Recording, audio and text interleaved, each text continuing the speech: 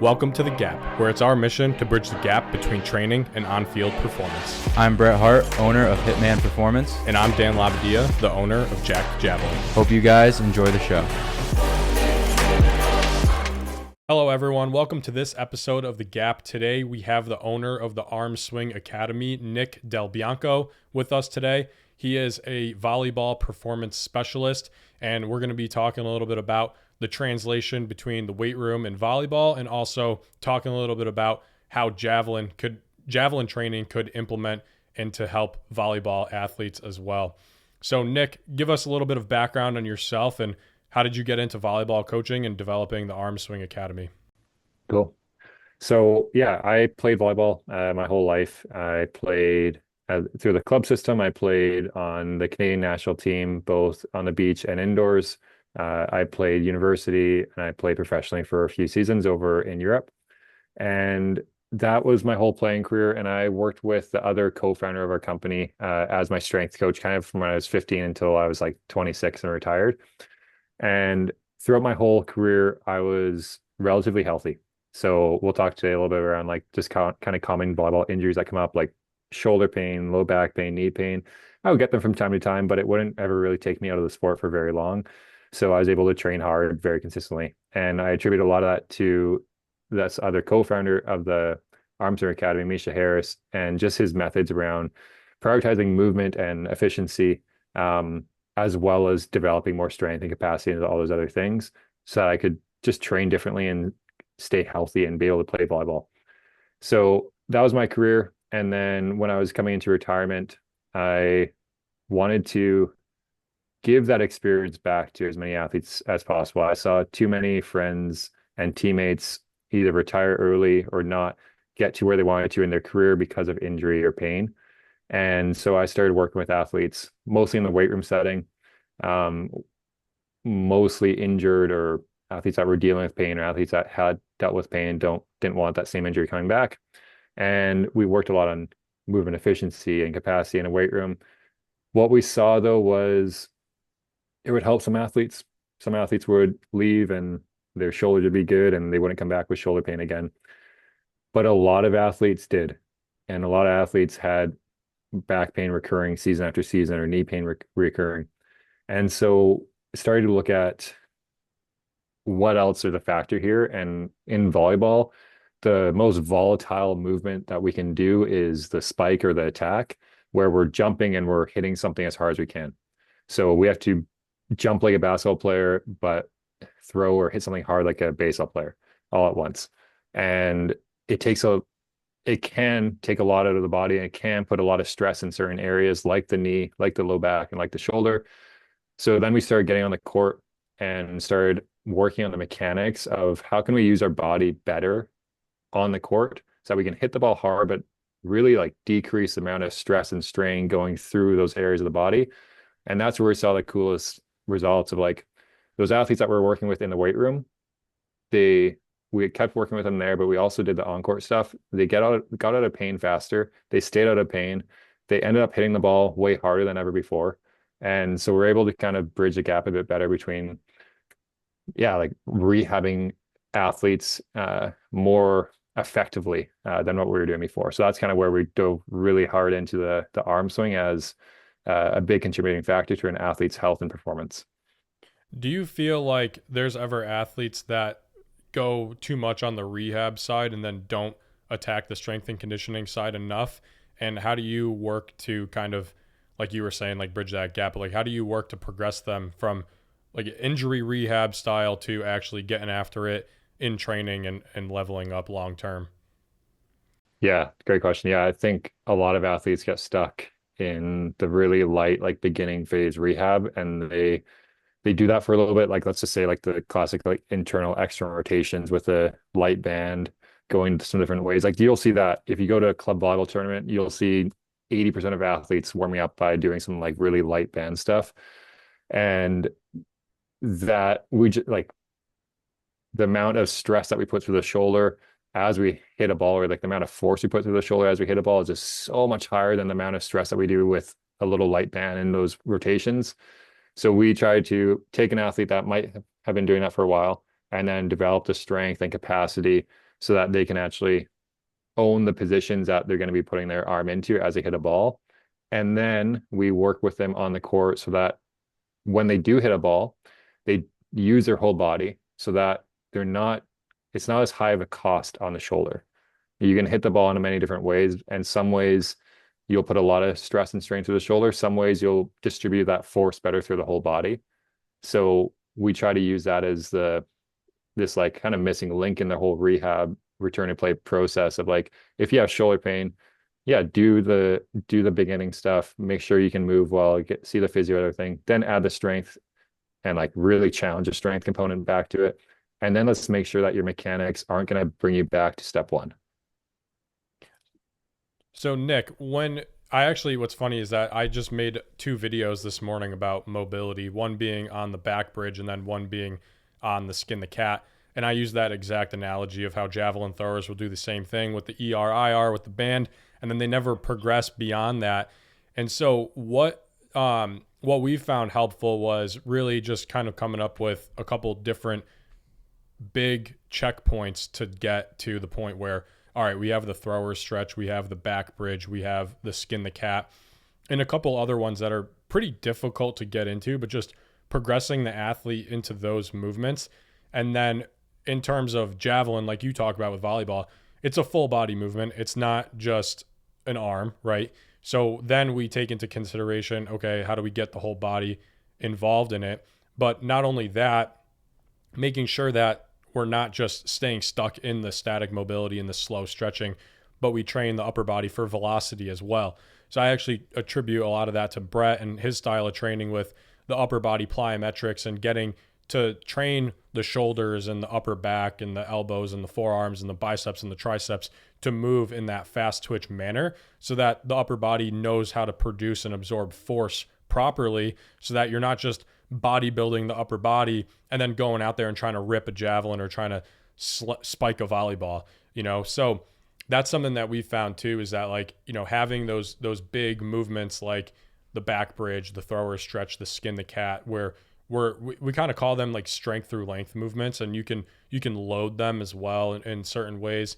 Maybe not necessarily the back bridge or the thrower stretch, but when you're doing a skin the cat, you're essentially using all of the gravity and your body weight to stretch out your upper back and your chest and your shoulders, stabilizing in that bottom position, relaxing in that bottom position, and then you have to contract your way and roll your way back out of it. So I think that's a great movement for javelin throwers to be able to practice, because you're essentially practicing staying really relaxed and controlled and then contracting when it's necessary, and then still focusing on that balance between the relaxation and the contraction that you need to produce the force. So just curious, do you guys ever do the skin the cat with your volleyball players, or are you familiar with it? Yeah, definitely. Yeah, we do different versions of it. We kind of typically start with bringing the feet up to the bar, and then with some athletes progress to the full skin of the cat. We also love the back bridge, different versions of it, whether they're on hands on the wall or hands on a bench or fully into it. Yeah, like training, the idea of loading up full range of motion is very important to us as well. As in javelin, you get into some pretty big ranges, and you have to be really strong and really powerful and fast in those positions. So we've seen very good results when we load them up. We really like in volleyball a lot of like those extension plus rotation kind of components or movements. So like getting on a GHD and then doing like a sit up, but then adding a rotational component to it. We see a lot of volleyball players like will just use extension through their spine to hit the ball hard, where we want them to, we're going to extend as we load, but we want them to also rotate as they hit. But a lot of athletes who extend and hit the ball have zero capacity in that position with their abs lengthening there. So then they just go through like 1 or 2 joint segments in their spine, or they overload their ab into an ab strain, which is another pretty common injury in volleyball. I know baseball pitchers get stuck in extension quite frequently, and a big thing in the S&C world for a while, and I think we can credit Mike Boyle for this stuff, is that a lot of the anti-extension movements and anti-rotation movements. What are your thoughts on training the core to be stable under tension, whereas you're trying to also train it through length and being strong throughout the whole range of motion? I think we use a little bit of both. We would err more on like, hey, you're going to rotate a lot. You're going to have some extension in your spine here. So let's make sure you have the tissue tolerance to get into these positions at strength and at speed. So we do train a lot of like rotational movements and extension movements. And I'd say we probably err more towards that than the anti-rotation, anti-extension, while still having degrees of it within the program. Um, as from like a general concept. And then if there's an individual where like they're just so loose, they're like a yogi, they bend and move in all these different ways, but they have no center to them, like they have nothing kind of holding it all together, then we might go more in the let's like connect everything and get everything still first.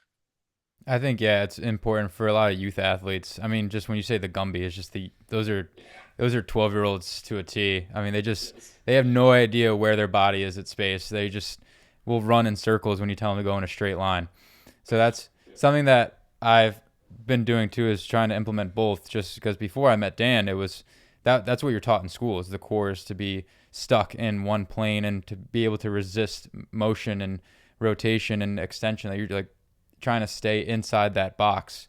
But then you look at the sport and it's violent, it's aggressive, it is way outside that center point. So it's cool just to hear that, yeah, both definitely play a factor. Has there been any other exercises where you might have been using a lot in the beginning of your coaching career that you don't use as much now?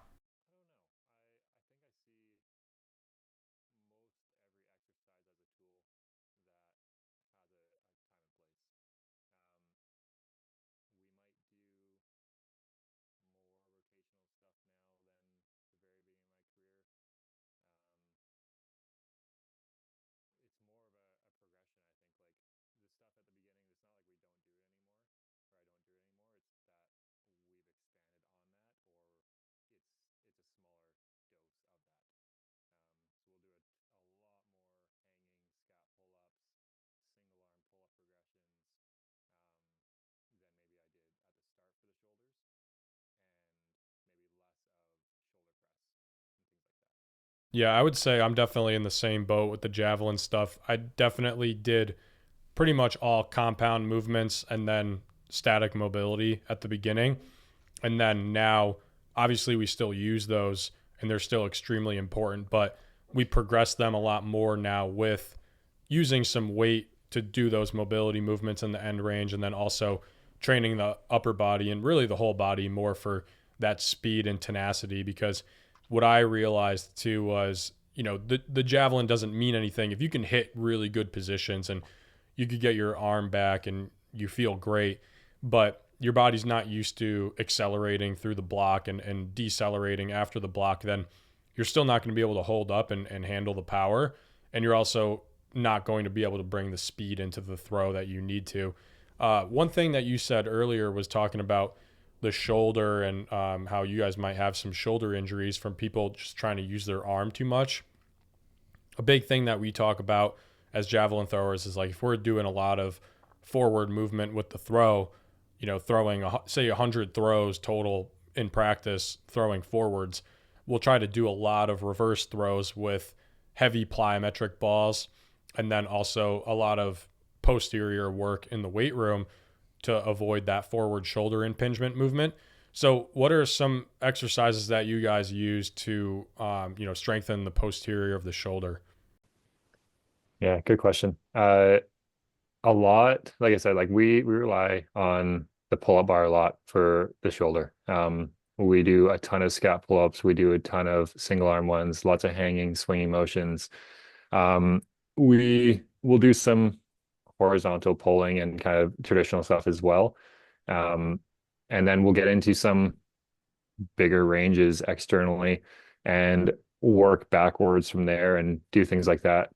But again, like a lot of the stuff around the shoulder and the posterior stuff, yeah, I find what we do in the pull-up bar addresses that, and it how do I say this? The whole idea of like the we get a lot of like bicep tendonitis, which would be like that forward front shoulder kind of injury in volleyball. Um, I think the tissue needs to have the tolerance. What we kind of seen with our players is we need to be able to like get into those long positions of the bicep, but then we also need to train it to be short and to be contracted and those things. And then we also need to train the back of the shoulder. Like there's just so much to the shoulder that I don't really have like a great, this is what we do for the posterior, but this is how we look at the shoulder is more of the thing. Yeah, and if you disagree too, you could also say that you disagree. I'm not trying to push my agenda on you. Like I just like I'm just like saying that's what we've used a lot. But I mean, we obviously use a lot of the scap pull-ups and scap circles to progress into the skin the cat and stuff like that too. But I mean, I always look at what could we kill multiple birds with one stone, right? And so that's what I look at with the back bridge is like, you're getting the wrist, you're getting the forearm, you're getting the shoulder, you're getting the bicep even lengthened in that end position, and you're working not only your spine and your hips as well. So I mean, it sounds like, you could correct me if I'm wrong, but it sounds like you're kind of in that boat of like, all right, a lot of the hanging movements and the scap movements from the pull up are all encompassing. Yeah. And yeah, actually that's fair. And I always, whenever I hear that kind of like the front shoulder impingement stuff, I always just think like I don't know, you probably got up against this all the time too, like just the traditional rehab and S&C where like pull your shoulders back and down. And that's the solution to all this. And obviously like you guys wouldn't go exactly there, but so I think whenever I hear that, like, like there's more to the shoulder and to the front of the shoulder than just going back and down and staying there.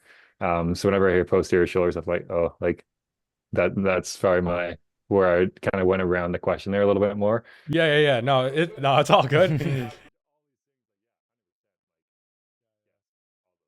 Yeah, you don't want a textbook definition to solve each kid's issue either, because then you're kind of, you're putting everyone in a box essentially. And we always talk about how, yeah, you kind of got to be in the box to expand outside of it at some point. But I mean, that's being a forward thinker and showing what works best for your athletes, and not just going based off of what the volleyball coaches did 50 years ago, but advancing beyond that. Because I mean, that's what I've taken a lot of pride in being able to do as well, is like being able to use a lot of other sports and other training modalities to supplement the way that I train javelin throwers, not just following the way that the javelin throwers and coaches in the United States have been training for the last 50 years. Yeah. Where do you think a lot of that comes from for you, and like where like you Javelin and you in particular, like you guys do some awesome unique exercises for the shoulders and for the body in general. Like where does that come from? Yeah, I mean, I think a lot of it comes from, one, the European style of training. I think definitely targets more of that gymnastic and overall track type of movement capacity better than the way that we've done it traditionally in America. I definitely noticed a lot of lack of athleticism training with javelin throwers in America, and how a lot of the movements that have been done traditionally are kind of like, you have to have everything in a certain order in a certain way, versus just having the athlete be a really good throwing athlete and having the athlete be a really good runner and jumper, and using that to transfer the energy. So the way I look at it is, how can I make the athlete and the thrower the best overall athlete as possible? And, we just had a javelin thrower on last week, and we were just talking about how, we want to have the javelin throwers train almost like that long toss is so important, because that just builds the athleticism in the throwing. And a lot of times you see people just trying to hammer the drills with the javelin before the kids even establish that base of athleticism with just throwing a ball or running, So it's like, that's what I kind of saw a lot of, was just, trying to, like I said, put people in a box and try to teach everyone the exact same way. And, that's been a big part of what I've tried to do, is just bring more of athleticism to javelin and adapt a little bit more of that European style, but then also still, be a forward thinker on the strength and conditioning side of things, and yeah, just kind of get outside the box in that way. A big thing that I think that I've changed my mind on about a lot was, like I told you earlier, just like having that really just big emphasis on the static mobility. I think it's definitely more important now to do, you do like a 15 to 20 minute priming session before your sessions. And then other than that, like on your days off, that's when you could hit the 45-minute to an hour long mobility session. Or if you're an athlete that's really lacking in that department, spending a very dedicated season of like 2 to 3 months of just hammering the mobility stuff so you get that up to speed is really important, because it's one of those things where essentially once you kind of unlock that and you learn how your body moves, you don't really lose that. And I see that with myself as a coach too, because I mean, I did the dedicated mobility work 5 years ago when I was 21. And now that I'm a coach, I don't do that as often. But whenever I do a little bit of a priming movement now, or a priming mobility session before my lift, I'm still able to hit positions that are 10 times better than what I was able to hit 6 or 7 years ago before I did that dedicated time of mobility. So having that athletic background and that athletic base in the throwing with a ball, and then with the mobility stuff and with the running and jumping, there's a lot of carryover. And so if you're able to develop the athlete in that way when they're a little bit earlier on in their career, that athleticism a lot of times carries over. And then when they're older, you're able to really focus more on continuing to fine tune the technique. But a lot of times I just saw that there's javelin throwers trying to or javelin coaches trying to teach people these techniques, but they never had the athletic concept to truly understand what those positions were supposed to feel like, or what the energy transfer was supposed to feel like when they were to do it full speed.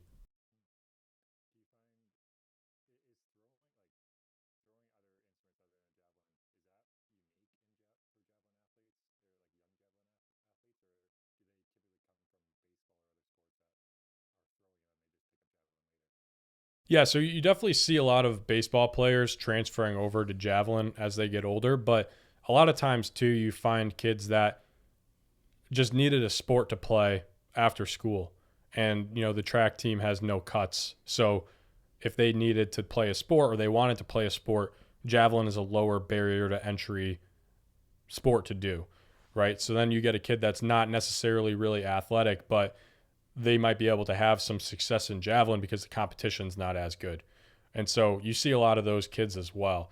I mean, I would say definitely the better ones are ones that come from either a football or a baseball background for sure, but that's not always the case. I would say the majority of kids that are into javelin, are throwing below 150 feet right now. Like that's essentially my target audience.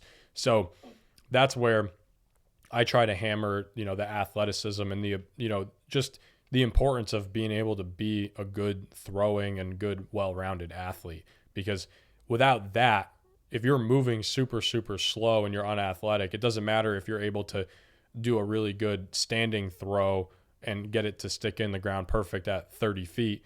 If you don't know how to move and you don't know how to transfer the energy, then the javelin's not going anywhere. Yeah, no, that's cool. Uh, we do so much arm swing work on the court, obviously, but half the time, especially initially, is spent throwing. Like we'll bring different balls. We'll have a javelin in the gym that I work at just to have other things that we can throw.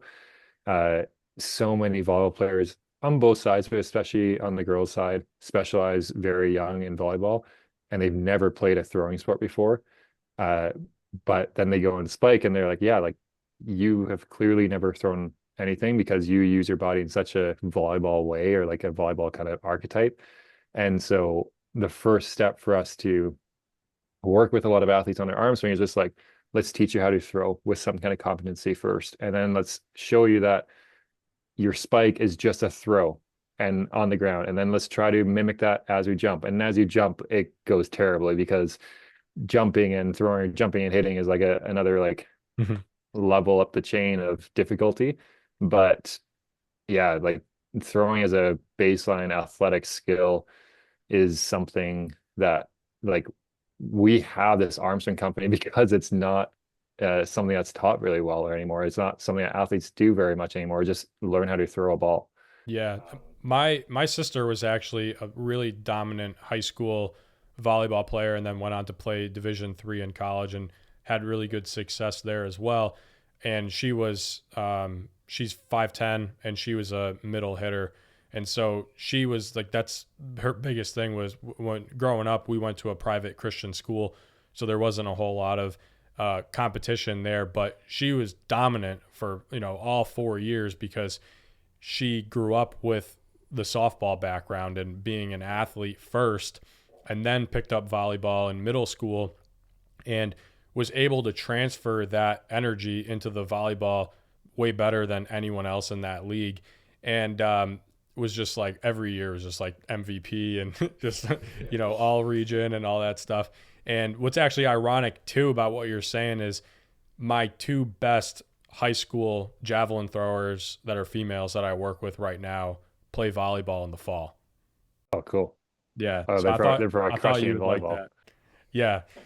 Yeah. So yeah, one of them is like 6 feet, and she's just, you could see her javelin throw is super raw, like just doesn't really know how to use her lower body yet, but just whips it. And then the other one's very, very similar, where she just, has a really good whippy arm, and you could just see that they have a better ability to just move their arm fast compared to the other girls I work with, where it's a push or it's a lob.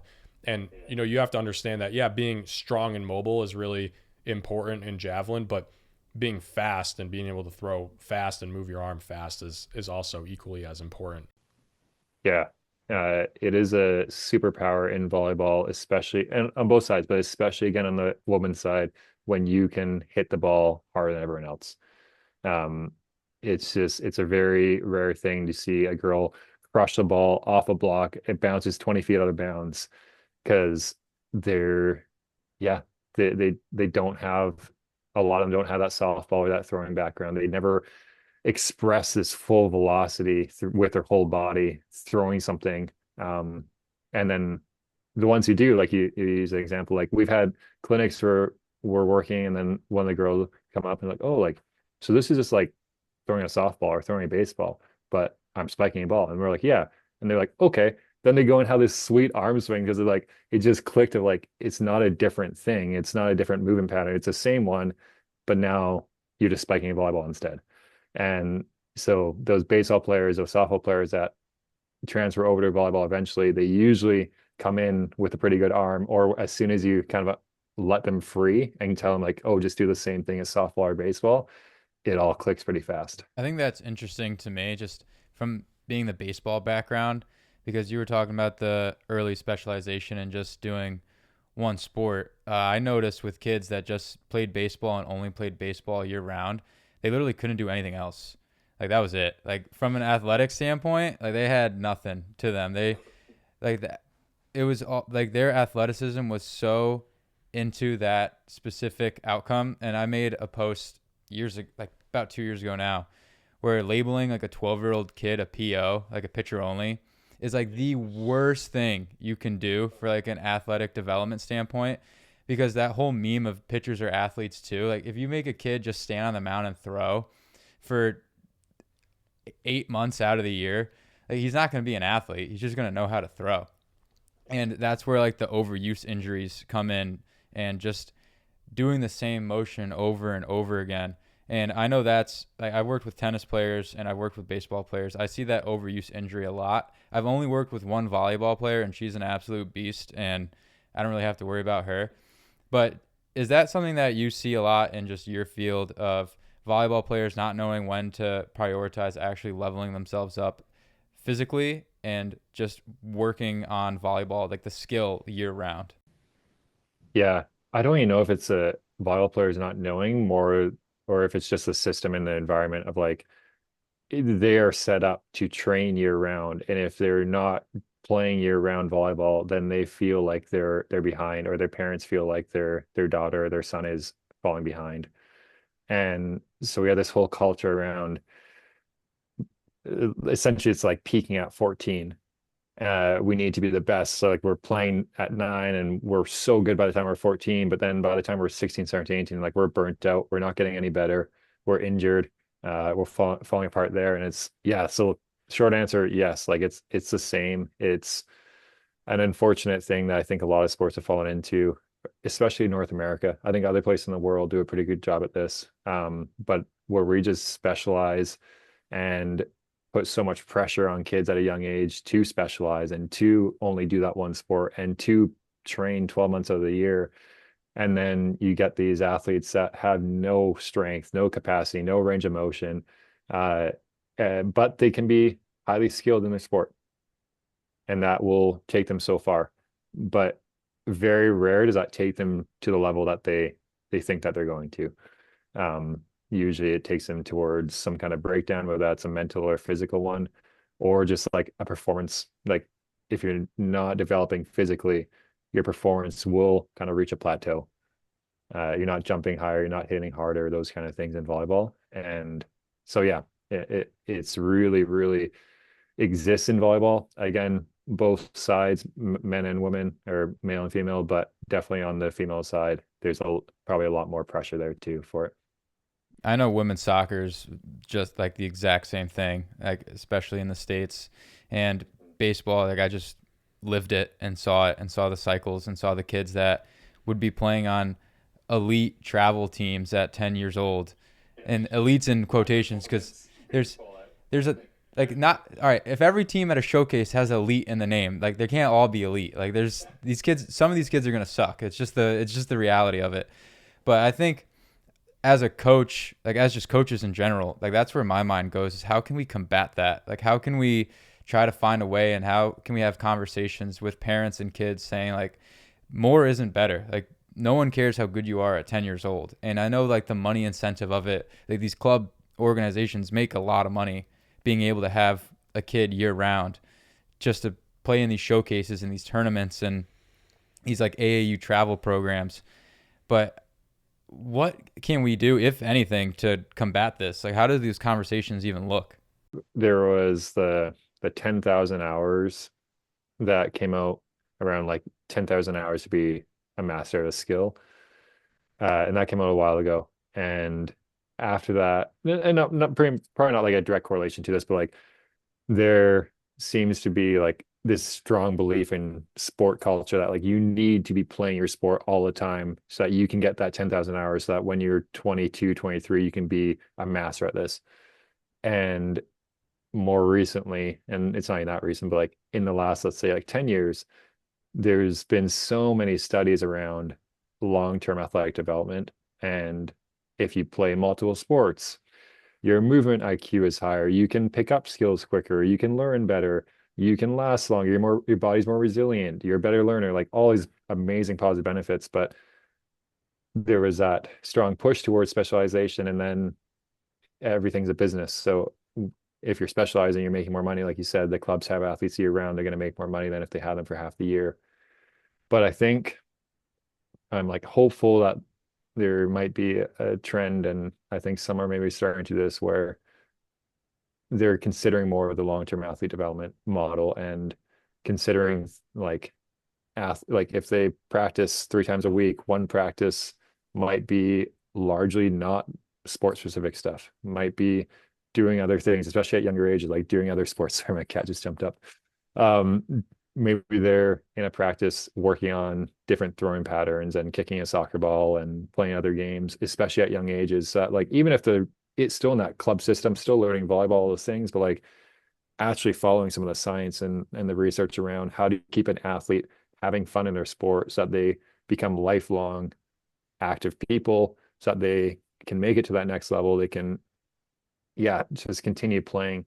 So I think the idea here is like, even if you have that same model where you're playing with a club all year, maybe there's ways that we can implement other sports or implement more physical training or implement mandatory like rest periods or other things that will help contribute to the club's better performance, but also the athlete's health and performance as well. Yeah, and I see that all the time too, is that, typically the best javelin throwers that I've ever worked with were people that were, like I said, really good at baseball, really good at football. The best javelin thrower that I've ever coached is number 6 all time in U.S. history, and he played football 3 years in college. And so the first 3 years I coached him, I worked with him 6 months out of the year, 5 months out of the year, and he got up to a point where he was throwing 74 meters and was 22 years old. And then the year before the Olympics, he was like, all right, now I'm going to quit football and focus all on javelin. And then ended up throwing 10 meters further that year. And he was 23 by that point and threw 84.5 meters and was like a meter short of qualifying for the Olympics. And that was with 1 year of only focusing on javelin. And so people would say, oh, if he quit earlier, he would have been better at javelin. But then at the same time, like maybe he was the type of kid where that really just the football kept him interested in javelin. He didn't get bored with javelin. It kept him engaged year round. And he was able to go out and play running back and catch the football and run with it and just have fun playing the sport. And then even in Europe, there's some javelin throwers that play handball in the off season. So, they're still throwing, but then now they're working on, passing and playing on a team and running back and forth and jumping and throwing and all this different stuff. And so it's just like, you got to be a good athlete first. And, I think what you said was huge about learning aspect of just knowing how your body moves, and you are able to learn a lot quicker. And Brett always talks about that too, is that the best athletes are the ones who can just learn the quickest, because if you take a low level athlete, it'll take him 4 years to learn this one skill, but a really high level elite athlete might be able to learn that skill in a month. And then you're able to just compound month after month after month. And then they end up being the best, not necessarily because they're physically more gifted. A lot of times that might be the case, but a lot of times it's because they're neurologically more advanced than the athlete who's less coordinated. Yeah, and are they physically more gifted outside of like height and things like that? But like, is it because they have been playing other sports too?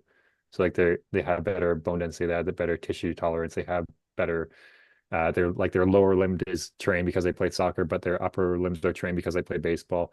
Like, is that maybe what's making these people more physically gifted when they're older too?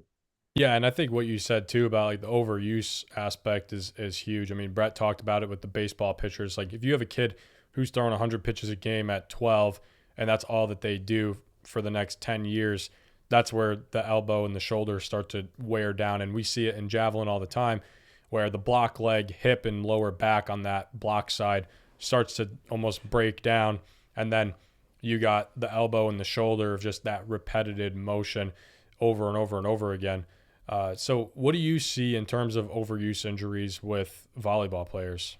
I've been referring to these as overuse for a really long time. My mentor in the movement space kind of made a post recently and a blog post and things around reframing that language a little bit that I'm kind of going with now, is less so about overuse, more so under trained or not ready for it. And I think that gives a lot of autonomy to the athlete around like, yeah, you can play a lot of volleyball and also not be injured, and not get the sore shoulders and things like that. But typically like shoulder pain, low back pain, and knee pain, and then lots of ankle sprains because they land on people. Everyone's kind of jumping and close together. But those like more overuse or undertrained ones would be the shoulder, the low back, and the knees. And yeah, like why we specialize so much in the arm swing is because how we move our body as we hit the ball in the air can really decrease the load through the shoulder, through the low back, and through the knees. So some of our, like when we work with athletes on like knee, like just like kind of classic like jumper's knee or tendon pain in their knee, we'll do lots of tendon loading and things in the weight room for it. But then also if they're spiking a ball and they're not rotating through, they're going to very often land on one leg off balance. Now we need to be strong enough to do that for sure. It's going to happen in the sport because it's a chaotic sport. But also if you can learn how to rotate through the ball as you hit, you will land on 2 feet more often. And we can distribute the force better through both legs, maybe than just one. So that's kind of the three. You said in javelin, it's the block leg up the chain through the low back, and then elbow and shoulder. Yeah, exactly. Is there a lot of elbows in javelin? I know there's a ton in baseball, right? Like, yeah, I would say so. I would say at my close circle of javelin friends, I would say 90% of us have had a torn UCL at some point. And that's like because my close circle is all people that did it after the age of 20, going, more long term. And like you were talking about, probably getting a little bit stronger in our early 20s and a little bit underdeveloped in terms of what we actually needed to do to be able to throw the javelin safely once we got stronger. And so that, I think, is a big reason of why me and my friend Kevin Foster are doing what we're doing now online versus, there wasn't really these resources out there when we were younger. And a lot of that is because, we didn't know any better. And now we're putting out resources where we're trying to make it so available to everyone that there's really not an excuse to not know how to take care of your elbow and your shoulder, and not to just rely on throwing an ice pack on and just calling it, oh, it's an overuse injury. It's just like the PT will write a script. You take 2 weeks off and then you're back at it. So we're trying to really get away from that type of language in Javelin as well. So I think that it's cool that you mentioned that that how you're switching your language around it, because that's something that Kevin's actually done a really good job of as well, is talk about how, your elbow's not sore from too many reps. It's sore because you're putting too much force into it than what your body can handle. And so, but yeah, you do see a lot of the UCL issues in Javelin. And a lot of times that stems from, like I said, higher power output and your body's not prepared for it. Uncontrolled throwing volume. So you're just throwing too much than what your body can handle. Or a lot of times we see it with lack of external rotation in the shoulder. So if you have a really tight pec minor and teres major, your shoulder's not able to externally rotate. So then you go through the throw at this pushy arm position rather than the whip and getting your arm and your hand back. So when you're able to get your arm and your hand back, that's where the chest and the lat takes over rather than the UCL and the labrum. So that's what we see all the time is elbow injuries. I had the Tommy John surgery 6 years ago. I'm actually getting another elbow surgery in a month to clean up some bone spurs that I've had pop up. That's kind of like a result of having the surgery 6 years ago and then still being active and still throwing at practice when I'm coaching, but not necessarily doing all of the necessary training modalities to ramp up effectively and have the proper load management and intensity. So it's kind of hard to avoid, but you just see that a lot when it comes to high level throwers. It's I don't want to say it's part of the game, because we're trying to obviously get away from that and bring more awareness to how to avoid it, but it definitely is very, very common. Yeah, that's interesting. Like that's I think that's the one thing that, the one injury that a lot of other overhead sports have right now, and it just doesn't really exist in volleyball, is the elbow stuff.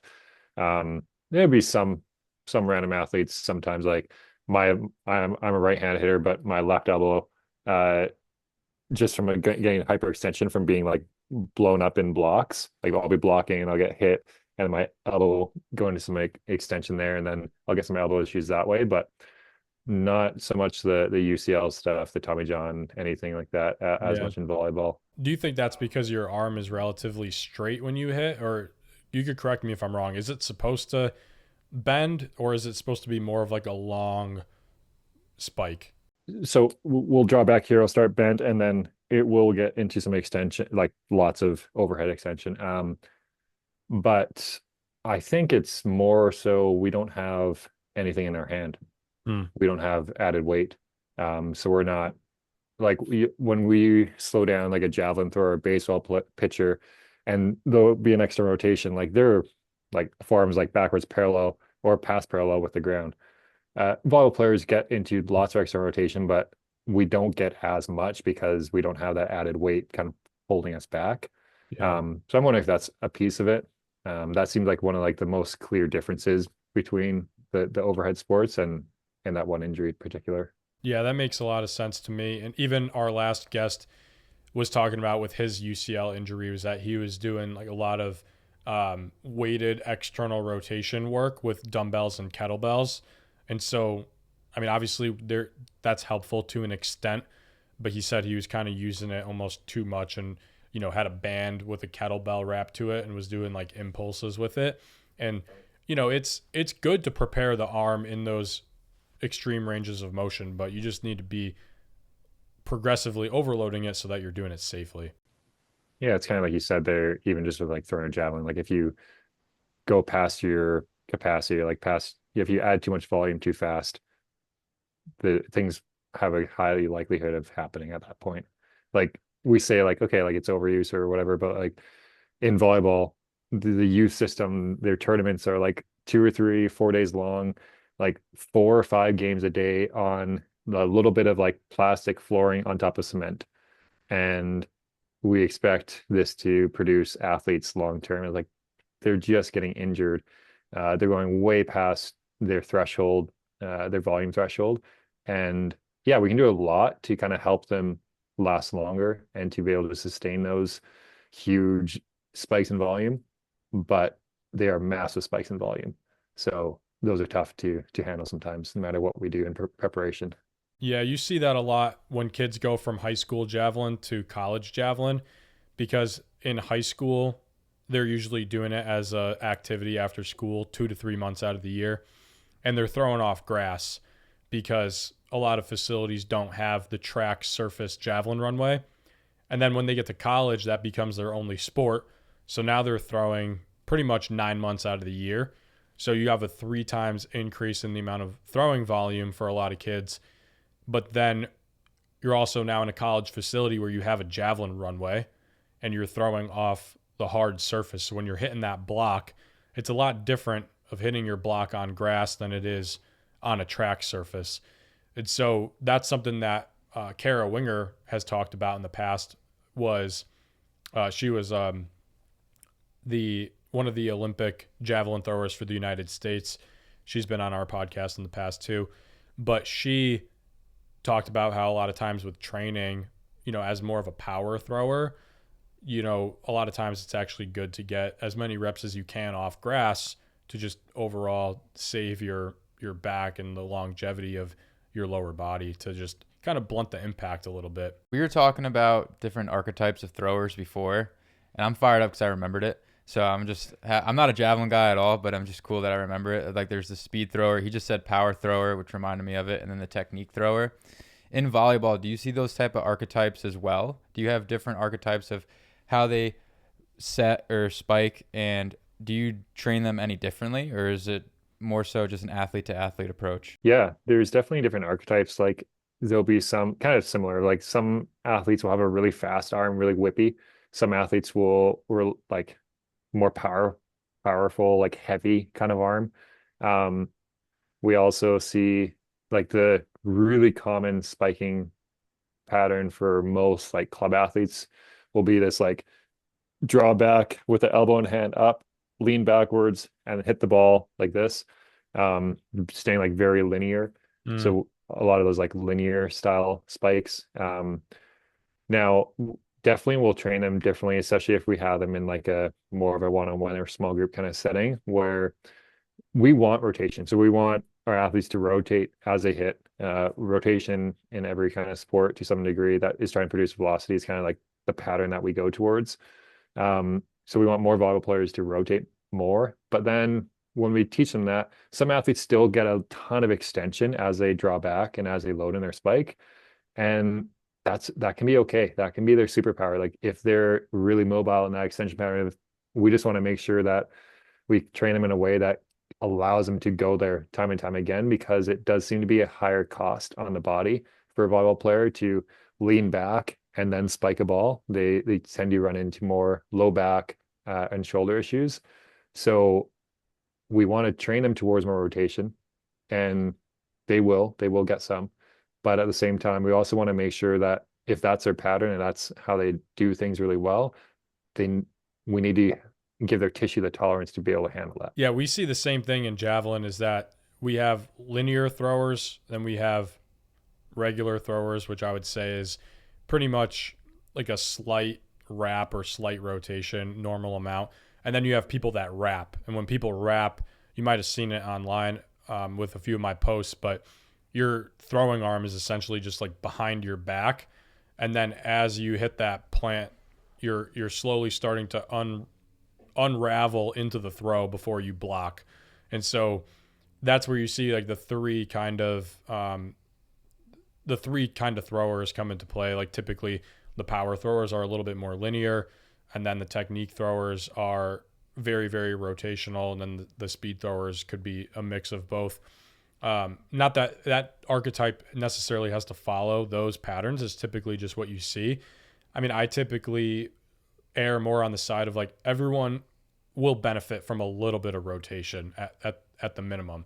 And so you don't want to take that component away, because there's some people that are like, oh, linear is just my superpower, and that's fine, but that doesn't mean you want to ignore all the rotation in a whole. You want to be able to use a little bit of it, because like you said, a lot of times people run into those low back issues when they're just running forward and then they hit the block. It's a lot harder on the lower back than it is if you're going through the crossover sideways, then you hop forward, do that crow hop, penultimate type movement, and then you rotate into the throw. And you're able to get a longer pull on the javelin as well. We always talk about trying to keep your hand back as long as you can before you throw, to get more pull on the javelin, because when you get a longer pull, you're increasing velocity. And when you wrap, a lot of times you're able to get a little bit more tension on that chest, especially if you have a mobile shoulder and chest socket. And then you're able to get more rotation, is going to just add more length onto your pull. So if you can be a power thrower that is typically linear and then work that rotation into your throw, it could unlock a lot more power for you, and just more rotation and spin on the javelin in general. Something that you were saying with the wrapping is, from a baseball perspective, if you wrap, it's kind of like an over rotation, like an over counter rotation, where the bat comes behind you. And I know from just baseball being a reactionary thing, like having to see the ball, if you're too far back in that wrap, you're not going to be quick enough to get to the ball. Like you see it in Little League too. Like it could work for them when they're kids because the ball's coming 40 miles an hour. Like they have 3 business days to hit the ball.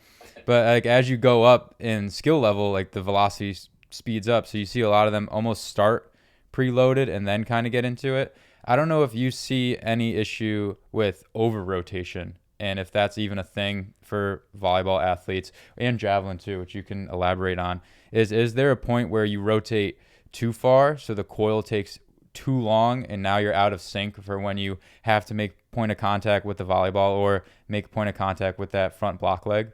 Idea that we have is for volleyball and for the arm swing, like we want rotation, we want all these things to happen. Now in volleyball, there's different set tempos and there's different positions on the court that you're gonna hit. So like a middle attacker, like your sister was there, then we will be a lot faster. So there, we often refer to a middle attacker as like an infielder in baseball, where it's still the same pattern. Like we're still drawing back, we're still rotating, throwing, or hitting a ball, but it's just a little bit more condensed and compact. Versus an outside hitter, person hitting on one of the pins, they will typically have a little bit more time on to be able to load and like wrap and then unload and rotate through the ball. So they can do a little bit bigger. Now, so there's some middles that can do that as well, and there's some outsides that are a little bit more compact, like a middle, and it's all okay. The idea of over rotation, I like to fight against that language a little bit, because we teach athletes to rotate way more than they're used to, and then they miss their hand contact and they end up like, let's say if I'm rotating and I rotate all the way over here, they end up hitting the ball like way over to the left or to their non-hitting side. And oh, I over rotate. I was like, no, you're just learning how to rotate. Like you just don't have 100, 200, 300 reps at doing that. That was your second rep. And yeah, you hit it out of bounds or you miss your hand contact. Great. Like that's a great thing. But the language in volleyball is, oh, you over rotated. It's like not yet. Like let's work on this for a while. And then if you're still a few months down the road rotating to the ball and the ball is only going that direction, okay, then we need to figure some things out, because now this is a problem where to start, people like to throw that over rotation in right away. And like, oh, like no, let's give this some time. Let's learn this because it should get better. Your contact should get better, velocity, your health, all those things. But that's what I see, at least in volleyball. How about in javelin? Yeah, so what I see in terms of over rotation in the javelin is when essentially the way we teach it, or the way I teach it, is you want to have a passive throwing side and then an active block side. So when our left, if we're a right-handed thrower, if our left foot and left leg is planting on the ground, we're using our left arm to brace out in front. Okay. So that's active because we're using a lot of ground force contact before the throw. And then our back foot will be up on the ball of our foot, internally rotating the hip. And then our arm is super, super relaxed like a wet noodle. And that's the last piece of the puzzle. So when we plant, that plant leg is going to be linear. And then the throwing side is going to be rotational and passive. So we're rotating in. When I see, what I want to see is my athlete go from being closed off, doing the crossovers down the runway, to then rotating that throwing side into the block side. And then the block side is linear. So then when I see the athlete throw and release, I want to see their chest and their body chase after the javelin down the sector. Okay. So you're essentially going to be closed off like this way here, and then you open up and you throw forward that way, right? And like you were talking about, a lot of times when I see kids learning the rotation, they are pulling way to the left. I see the same thing in javelin. They're pulling to the left, but that's not my issue. There is that could just be the release. And like you were talking about, they just need more reps learning how to rotate and then getting it to go down the middle. That being said, if they hit that block leg and then their body is not chasing forward, but then their body's energy is actually falling off to the left, or that block side is collapsing, that is what I would say as an over rotation, because they're essentially getting their energy to be like rotating 180 degrees instead of 90 degrees. You know what I mean? You want to be closed off to linear, not closed off this direction to then closed off the other direction. So that's the biggest thing for us, is like, we want the body chasing after the javelin to get as linear as possible, because our goal is to throw it as far as possible.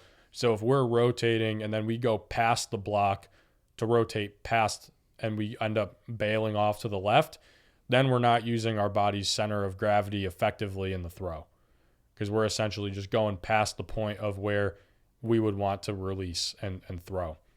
Does that make sense? Both of you guys? Mm-hmm.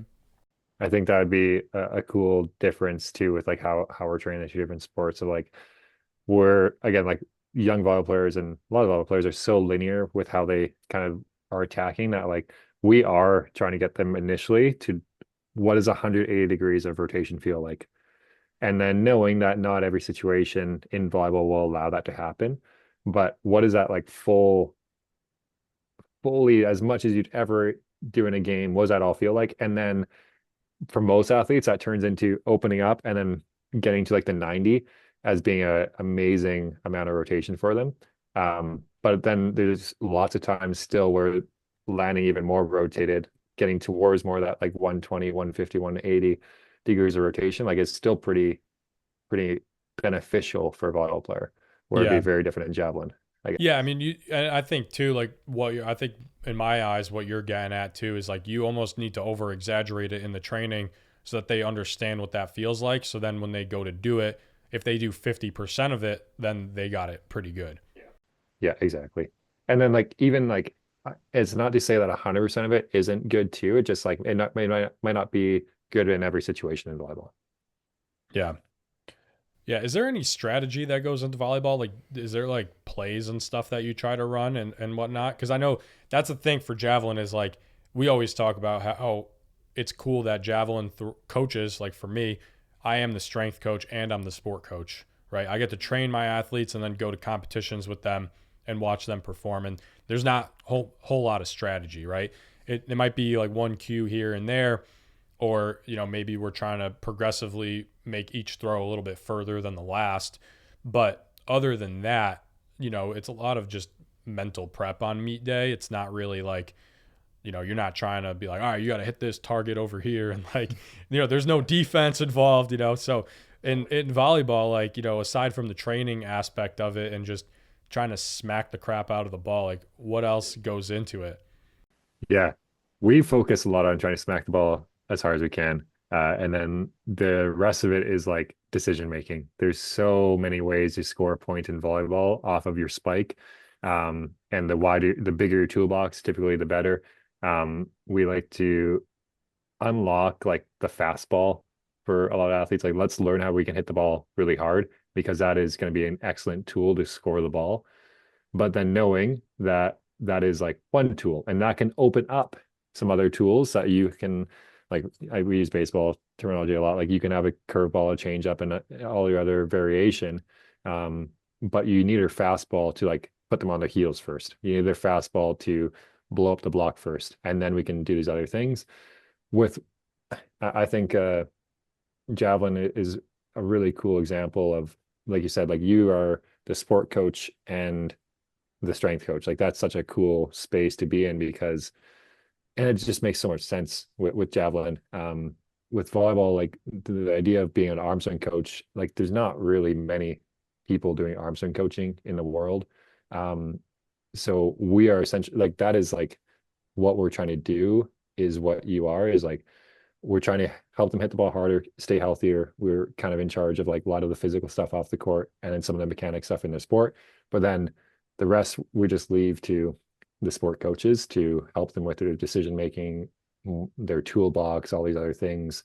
There's a lot of tactics and systems and decision making in volleyball. So we try to stick in our lane of like almost like a javelin coach, but in volleyball. But yeah, knowing that there's so much more to it. You were talking before about a couple like kind of metrics or things like positions, I guess, like the thrower stretch, skin the cat, back bridge. You're kind of looking when you're getting a javelin athlete to like be able to be competent in those things. Is that fair to say? Yeah. Are there any other movements or assessments or strength numbers or anything that you're looking at that seems to affect javelin, like javelin throwers' health or performance? I mean, the big one I would say is, I mean, aside from the mobility stuff, looking at throwing velocity and throwing distance in terms of using those plyo balls that I was telling you about. So, for example, that athlete that I told you when he quit football, and then I was like, all right, now we have 9 months or 12 months to work instead of 6 months to work like we normally did. We used a very progressive plyo ball program where it was like month one, we're using a 400-gram ball, doing long toss. Month two, we're going up to the 1K. Month three, we're going up to the 2K. And then after we did 3 months of long toss there, we go into, all right, now we're going for speed using a radar gun into the wall. And then we would do that with medicine balls as well. So same thing. You got overhead forwards, you got backwards, you got overhead rotating, throwing for distance. And then the same thing, you could do all those into the wall with the radar gun as well. And then a big one that you could actually probably use. So there's a one-handed version and a two-handed version of this one. If you've ever seen us go on like the Bosu ball and you get a medicine ball and you go all the way back to touch the medicine ball to the ground, and then you snap it forward into the wall on a line drive as fast as you can. We'll use the radar gun on that as well with like a 4-pound ball. And so that one is really good because that's where you're working on. I mean, it's a lot of extension. It's not rotation, but it's still a good tool for us to use. But you're working on the core and the spine moving back and then coming forward at that high velocity movement. And then we're also doing that single arm as well, which, I mean, we only do it with the throwing side, but that single arm one might be helpful for you. And then in terms of the weight room, like I always say that, you know, I mean, typically the best guys are really good at everything, right? Like they're really good at running, really good at jumping. But, you know, the really good athletes that I've worked with and myself, is kind of like once they got to a point where they're at, you know, the 315 bench, 315 power clean, 405 squat, 500-pound deadlift. That's pretty much like that space of being like strong enough to be a javelin thrower. And then from there, a lot of it is just your technique and rhythm and movement capacity. A lot of the guys that are really good do typically have like one lift that is typically an outlier for them. Like the thrower that I worked with who threw 84 had a 400-pound bench press. The number 2 guy in the world had like a 450-pound bench press. Like there's just some of these guys just move like crazy weight. And then a lot of times, you see throwers that have the power cleans that are definitely above like 365 and stuff like that. So I always say too that like a lot of times once kids kind of get to that level, I want to make sure that their technique is like almost perfect or not perfect, but they get to a point where they're chasing the weight room numbers too much. And then it becomes, all right, now that you're really proficient in the weight room, you might be it's going to take a lot more time and effort and energy to continue to improve in the weight room that it could start to take away from the sport, which you don't want, right? Because then you're working in like, I've had athletes that are doing a 5x2 and then that's not including their warm-up sets. And then that main lift is taking an hour and then they have all their accessory work that takes another hour. So then now you're spending 2 hours in the weight room and then that's not even including your throwing and your running and jumping. And I almost lean on the side of like, all right, well, if your squat's like 450 pounds, like that's pretty much good enough to where we could start to maintain that number and just focus more on the technique side of things. What are you guys' favorite things to both like weight room and in sport train rotation? How do you guys train that? I would say for me, I like a lot of med ball throws. I think that the counter movement med ball throws and then also the pump fake med ball scoop tosses are really good. And then another couple ones that are good are like you were talking about before with like the GHD and doing the med ball sit-ups. We'll do like med ball Russian twists, but pretty much in that full extension and then having the med ball out in front of us all the way and slowly going side to side. And then I like to put a pole inside a PVC pipe and be able to rotate back and forth as fast as you can. That's another good one. Brett? For me, with athletes that have very lacking rotation, it's normally due to a very compressed rib cage. So football, perfect example, they're terrible rotators. Like they can't rotate to save their fucking life because they're guarded. Their rib cage is compressed. The barbell is always either on their back or in the front rack, or they're always benching. They're always finding ways to just tighten everything up, and that limits rotation or any type of expressive type movements. Like you watch them sprint, like Larry Wheels sprinting on an assault tread is prime textbook example of what it looks like to just train like a bodybuilder / powerlifter and not moving at all in athletic fashion. So for me, any type of bear crawl exploration movements of being low to the ground, adding rotation, not doing the bear crawls that you would see of just complete torso trunk control of going slow and steady. Those have their place too, just like we were talking about with like the anti-rotation exercises as well. But allowing the athlete to move side to side, lower to the ground, finding different planes of motion to work in with. And a lot of the times is they don't want to rotate just because they don't know what that feels like. So that was like kind of my question with the over rotation side of things, of getting them to a certain pass to point of rotation and doing a lot of, it kind of sounds like woo-wooey a little bit, but getting to that point of rotation and taking really big inhales and exhales and almost like relaxing into it. So something that I really like is the quadruped, like child's pose, but with a cable pulling you into the rack for a T-spine rotation. That one I like a lot, and I cramp up really big on that because I was a power lifter too, and my ability to rotate was not phenomenal. But being able to just inhale, exhale into that extra range of motion, and as you exhale, you're relaxing even more as the weight's pulling you towards it. And I think those two I've seen the best outcomes for a lot of my athletes, just even to feel better and to just get a little bit more into either their throw or their swing, or even football guys sprinting, like getting some type of rotation into their sprint as well. Yeah, big thing too, because Brett got me thinking more mobility side. I was thinking more high velocity, fast rotational movements. But even for us, like we'll put a barbell on our back and get our arms extended out onto the barbell and then just rotate side to side, like as far as you could go. And that's what I think too is good about like the loaded mobility stuff, because we could do all those movements with no weight, or we can then add weight to it and help us get into deeper range of motion and try to turn as far as you can. Just kind of key concepts when you're teaching. I mean, like you can be at a beginner or like a more advanced level, but like, are there key things that you're looking for within the javelin throw? You've talked about a few already, but if you were to break them down, to like explain to me who doesn't have a ton of javelin experience, I threw in grade 8 and grade 9 because I was like, oh, like I play baseball. There's not really anyone to compete against in my area in javelin. I could probably go and win something here. Yeah, I told you, low barrier to entry. But like if you do explain it to someone who can understand an overhead sport, but not fully javelin. Yeah, so I mean, I would say the biggest thing is, getting the javelin to fly straight and to be able to have some rotation on the javelin is important. So like the javelin spins in the air. And so if you see an athlete and the first time they're throwing it, it's coming out like a knuckleball and then it just falls and flies flat and lands flat.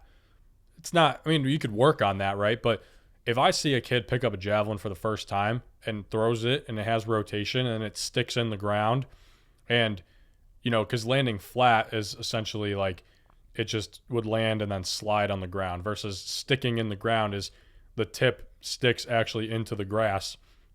So that's like square one. So if I don't have to teach that, we're already going to be able to make a lot more progress than someone who I have to teach. All right, now you have to, swipe across your wrist, and then on the release you have to pronate, and then you have to lift it a little bit at the release to be able to get some height on it so that it could turn over in the air and then stick into the ground. So if I'm able to like just move past that right away and go into the body mechanics, then we're off to a really good start. So that's the biggest thing is like if kids have the ability to just throw it with some arc and spin and get it to stick in the ground, then the rest kind of is a lot easier to teach, because we're already starting off at a higher starting point than someone who doesn't have that natural ability. So then from there, I look at the throwing arm. Like, is the throwing arm back, right? Because that external rotation and that layback position is another thing that, for example, the thrower that I mentioned, Jordan, who I worked with for 4 years, who threw 84 meters, I never had to teach him hip shoulder separation. I never had to teach him layback. Okay. And so those are two very big mechanical things that a lot of kids, I have to teach them. All right, you got to keep your arm back and you got to rotate your hips first. And then you got to have that external rotation in your shoulder when you throw. So it's a whip rather than a push.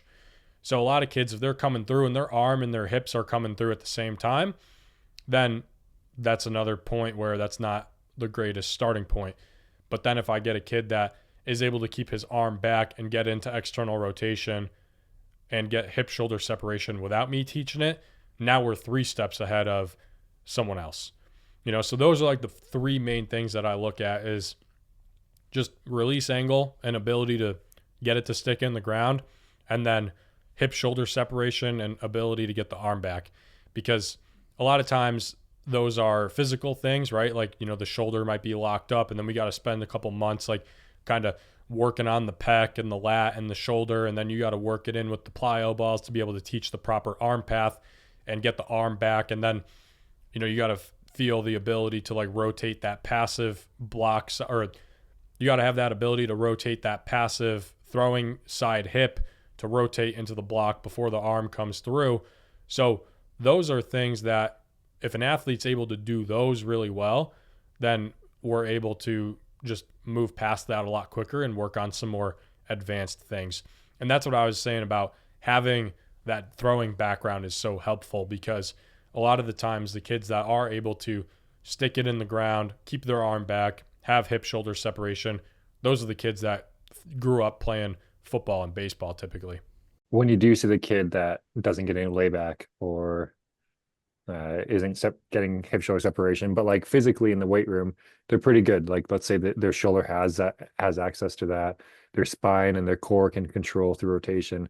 What are some drills that you might use with those athletes to like to allow them to access that as they throw a javelin? Yeah, so the biggest thing that we use is typically the corkscrew drill, which is essentially like you're keeping your arm back all the way, and then your block arm is out in front of you all the way. So your throwing arm and your block arm are going to mirror each other.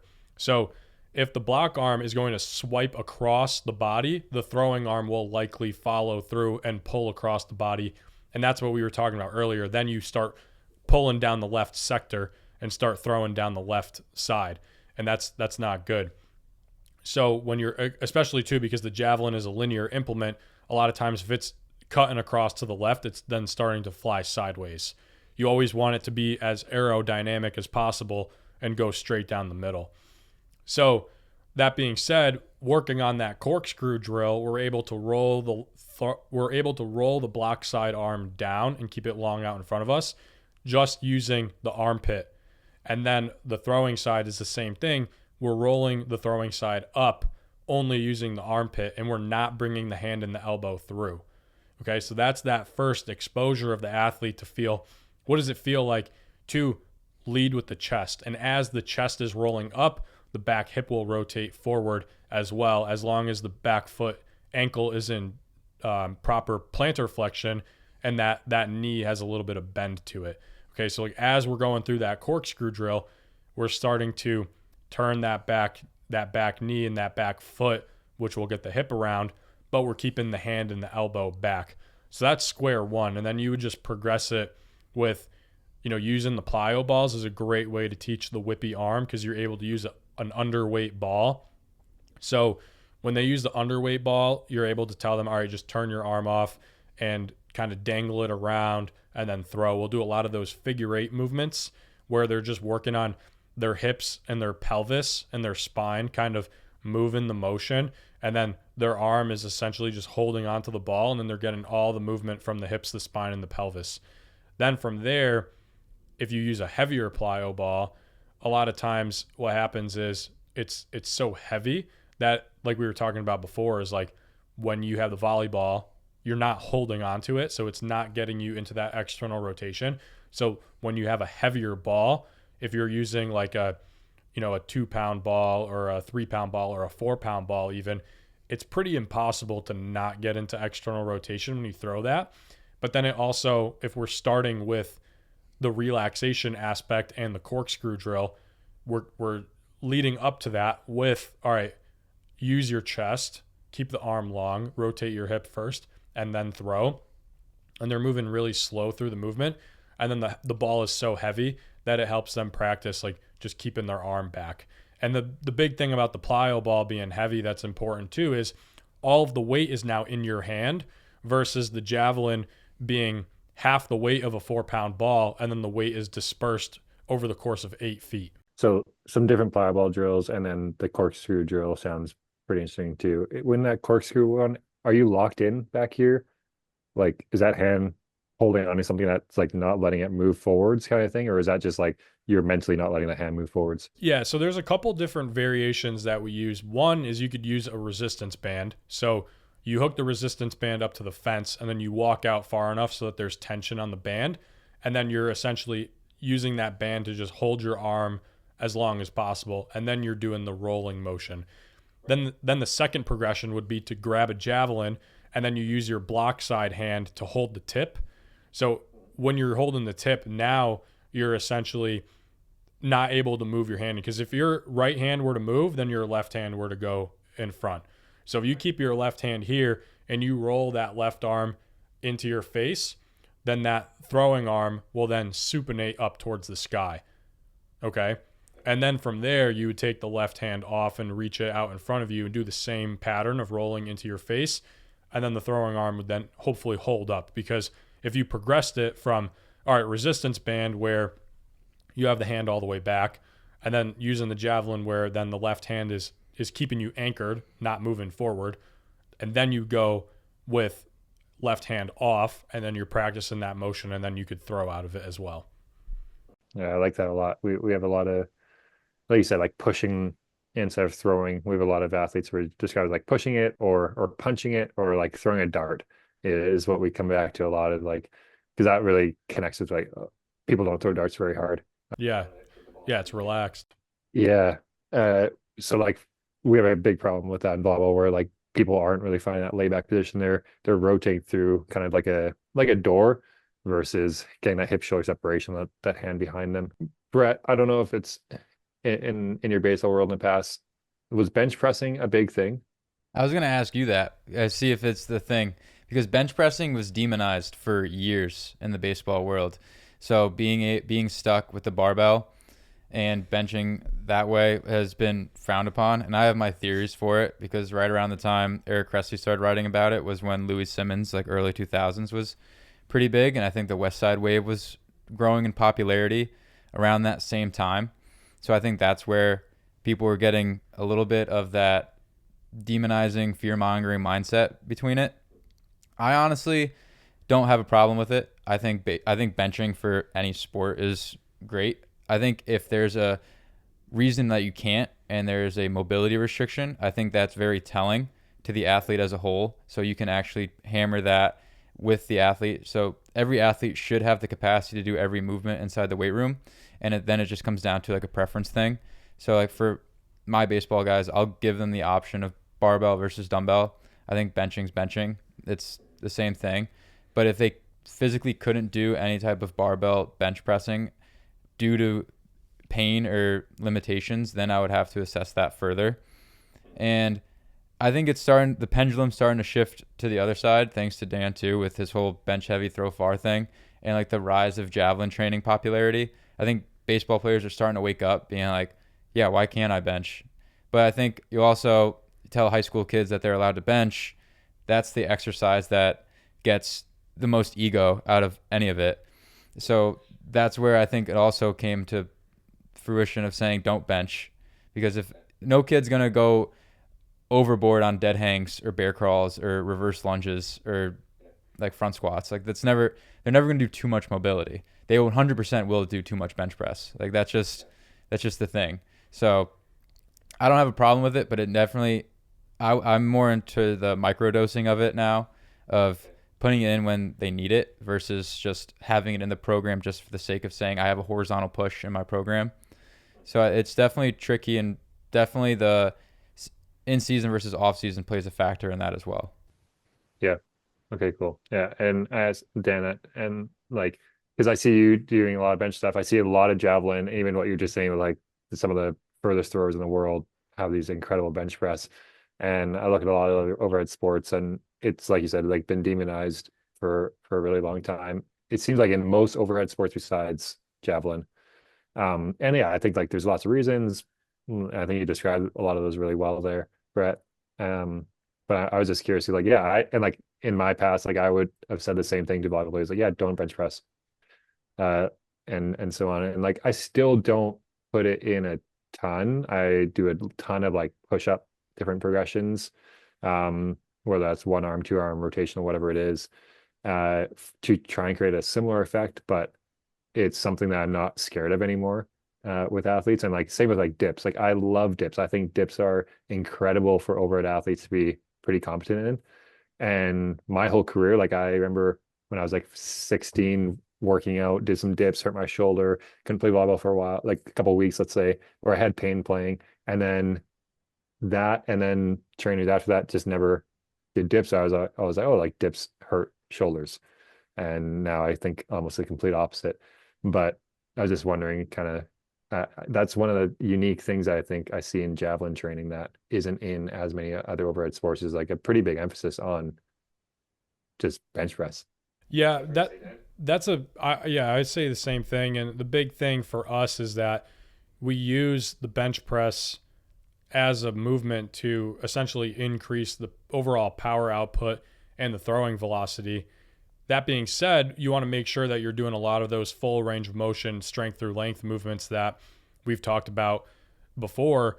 And that's where you're going to essentially like counteract some of the damage, quote unquote, that you would do with the bench press with the shoulder, is doing a lot of the scap movements, doing the skin the cat movements, doing a lot of even pullovers, dumbbell pullovers, barbell pullovers, pec flies, full range of motion. We do a lot of that stuff. Deep range of motion, isometric push-up holds are great as well. Hands elevated. And so you just need to make sure that the chest stays like a rubber band. And when you have the proper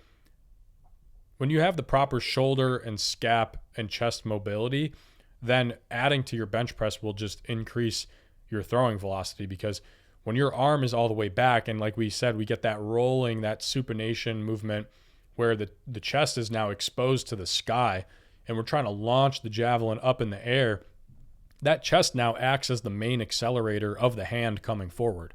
And that pec, we want that pec to be able to power the movement rather than the UCL and the labrum, like I had mentioned earlier, and avoid some of those elbow injuries. Something I'll say about just exercises being demonized too is just the deadlift is another big one. And I just remember getting into strength and conditioning. Everyone's like, oh, the trap bar is for like better overall athletic performance. Don't do straight bar, you hurt your back straight bar. I've only hurt my back doing hex bar deadlifts. Like I've never hurt my back doing a straight bar deadlift. Why? I don't know. But it's probably because I load the trap bar like an idiot, because you can do more weight, more ego, more likelihood to get hurt and to not have the capacity to do like what it is that you're trying to do. And like dips, like another exercise that definitely gets thrown around a lot. Overhead pressing for overhead athletes. Like in my mind, like I've had pitchers come up to me and the pitching coaches come up to me and say they shouldn't be overhead pressing. I go, they throw overhead 9 months out of the year. I was like, why would they not want to be strong in that overhead position? And one, they're pressing 25 pounds over their head and they're struggling. Like that's a clear indicator to me that they don't, one, have the prerequisite strength to even be throwing as much as they are. And then two, they don't have the prerequisite stability to be safe in what you're asking them to do. I watch you guys throw in the pens. Like your load is crazy. You have a radar gun in December. Like this makes no sense. But you're scared of me doing a 25-pound overhead press and they're struggling on the 6th rep. So that's where the coach has to have like a little bit of a backbone when it comes to your exercise selection as well, and what it is that you're trying to get out of your athlete. Because like it's never like the same quote goes for these exercises as well. As like it's not the dosage of the anything could be a medicine or a poison. It's just the dosage that determines the two. So the bench press could be great. If you do too much of it, it could be bad. And you can say that with, I think, literally any exercise. And I think that's where it comes down to knowing what type of athlete you have in front of you and what the desired outcome it is that you want. Yeah.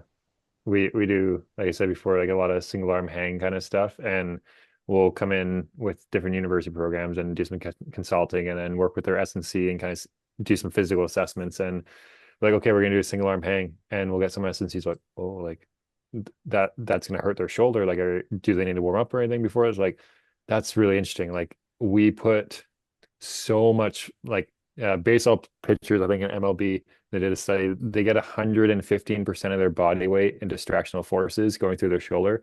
So if they're 200 pounds, they get 230 pounds of force pulling their arm bone away from their socket. Yet we're worried about like stationary, putting just our body weight into there. Like that says a lot about our capacity that we probably train with, and how developed the tissue is for these amounts of stress and load. Yeah, it's, and like you said, like anything can go too far, anything like the other way as well. But I always find those exercises interesting, and the bench press just seems like is one of the most controversial ones in the overhead sport community. But I really like what Javelin does with training, and I see you, Dan, doing it a lot with your athletes, and yeah, it makes sense. That's ironic that he said, should they be warming up before a hang, when the hang should be the warm up. Like that's like the most basic movement you could do. Yeah, and it's like, it's not just one. It's this. There wasn't like one example. This is like many examples of this, of just being scared of putting an overhead athlete in an overhead position without any speed involved too. Like, okay, if we're like swinging on monkey bars, okay, there's like momentum, there's some other there's more range of motion, things like that going on. Like, okay, a little bit higher risk, but like a hang, like that's minimal. It's one of those human first movements, and I think that's where sport coaches get misconstrued, as they think everything is a sports performance outlook on it. I was like, no, dude, you should be able to just hang from a bar.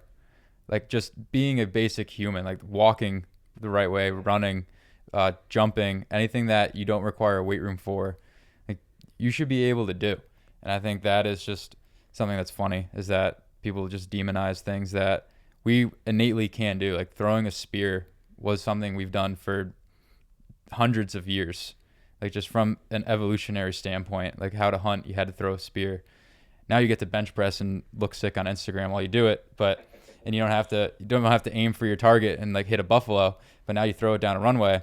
Like it's innately something that should be in all of us, that should have some capacity to do. And I think lifestyle, like things people do within their life and how they move and operate and how they think, I think that just all plays a role and factor in it as well. And like even the ability to warm up fast, I think is something that is really cool to see like elite level athletes are able to do. Yeah, like Danny said before, like they can access these big range of motion not because they did a hour-long warm-up to get there. It's because they've trained their body in a way that their tissue can expand and contract very well at slow speeds, at high speeds, all those things. So then, yeah, they can get into their sport pretty quickly because their bodies are just ready. Like they're always kind of ready to do things, to do activity at different levels. But that's cool. Yeah, cheetah don't stretch. Mobility is important, but yeah, you shouldn't need to stretch for an hour before you do something. Yeah. I can't remember the lot. And like I say I don't stretch, but like I do tons and tons of loaded mobility, like full range of motion, strength kind of work and that kind of stuff. But like because of that, yeah, like I don't feel a need to stretch after.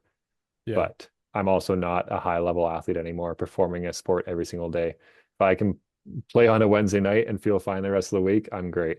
Yeah. Like that's my goal now. And to keep up, like I can like sprint after my kid. Great. Longevity, baby.